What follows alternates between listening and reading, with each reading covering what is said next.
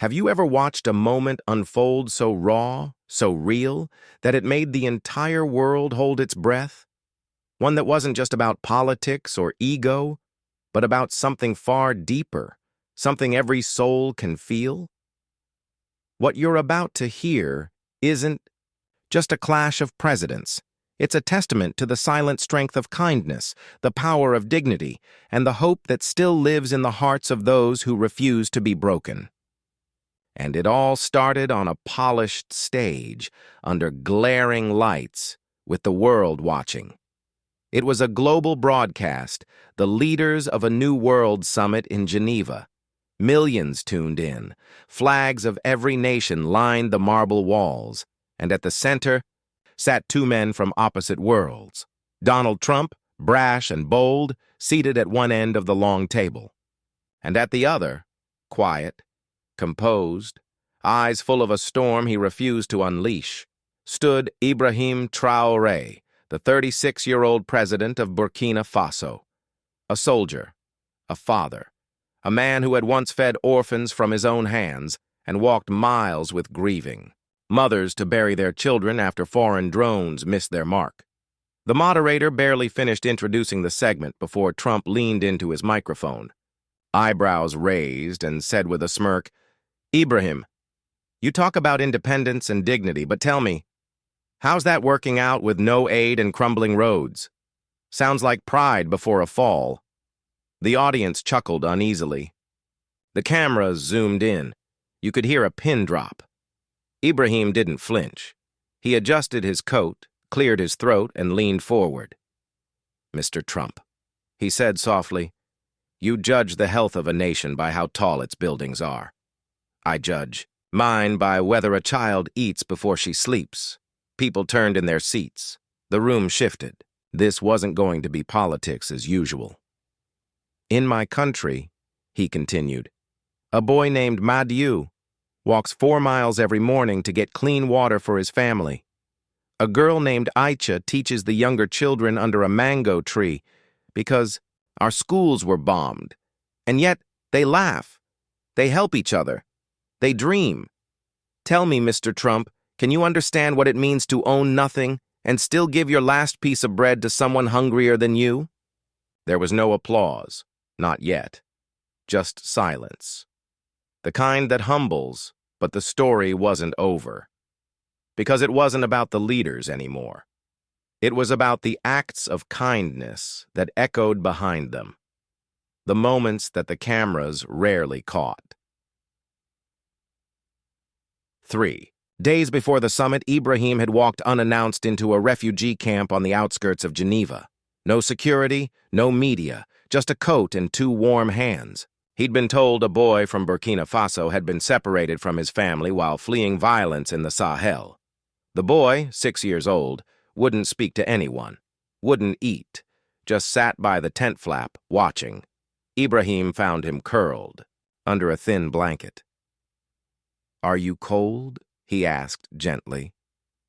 The boy didn't answer. Ibrahim took off his own jacket and wrapped it around him. The translator said, "He's waiting for his sister. He thinks she'll come if he doesn't move." So, Ibrahim sat beside him for 5 hours, no cameras, no politics. Just silence, shared. And just when the boy's head finally tilted, resting on Ibrahim's shoulder, a voice crackled on a guard's radio. "We've found her!" That night, Ibrahim didn't return to the hotel. He waited in the snow until the girl arrived. When she saw her brother, she screamed and ran. They embraced, sobbing. The next morning, Trump had seen the headline in a local Swiss paper, "African President Reunites Refugee Children. Quiet Heroism in the Cold." He reportedly threw it across the room. Back on stage, Trump scoffed, "That's sweet, but sentiment doesn't build economies." Ibrahim nodded. "And yet, Mr. Trump, economies crumble when sentiment dies." And then he told another story. One from a dusty village in Burkina Faso where a foreign company once dumped chemicals into the river. Children fell sick, mothers wept, but no lawyers came. No outrage on TV. Just silence. So one girl, Mariam, aged 13, stood before the company gates with a wooden sign. "If your children drank this water, would you still sleep at night?" She didn't scream. She didn't throw stones. But photos of her spread. Her quiet defiance, her grief-stricken eyes, they moved people. Donations poured in.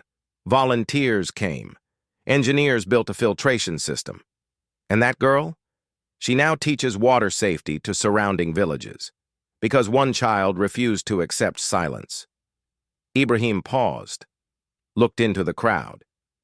It wasn't about revenge. It was about healing. That's what leadership is, Mr. Trump. Not domination, not insults. Healing. Now the crowd stirred. The moderator tried to change topics, sensing the emotional wave rising, but it was too late. A journalist stood up. "President Traoré, how do you stay hopeful when so many people exploit kindness as weakness?" Ibrahim smiled. "Because kindness is the only thing I've seen that can bring the dead back to life. I've watched farmers who lost everything sing as they planted seeds in dry earth. I've seen former enemies hold hands over shared graves. I've seen children who lost their parents find love in strangers' arms. That is not weakness. That is survival. That is humanity." Suddenly, from the back row, a man rose. An American aid worker. "I met you in Ouagadougou 5 years ago," he shouted. "You brought me tea when I had malaria. You carried me to the hospital yourself." Gasps. Trump stared, eyes narrowing. But Ibrahim didn't boast. He simply nodded. "No, one should suffer alone." The room erupted in applause. At that moment, something remarkable happened. Donald Trump turned away from the mic. He looked shaken, not by politics, but by something he hadn't expected: sincerity. And when the event ended, while reporters swarmed and cameras flashed, Ibrahim walked toward the refugee children seated in the back, unnoticed by most. He knelt, kissed their foreheads, and whispered in their native tongue, "You are seen. You are loved. Your pain matters." A staffer later leaked that Trump stormed out shouting, "He didn't win. He manipulated the room with sob stories." But people disagreed. Millions who watched the video didn't see manipulation. They saw truth. Because in a world dominated by shouting matches, what broke through wasn't louder volume.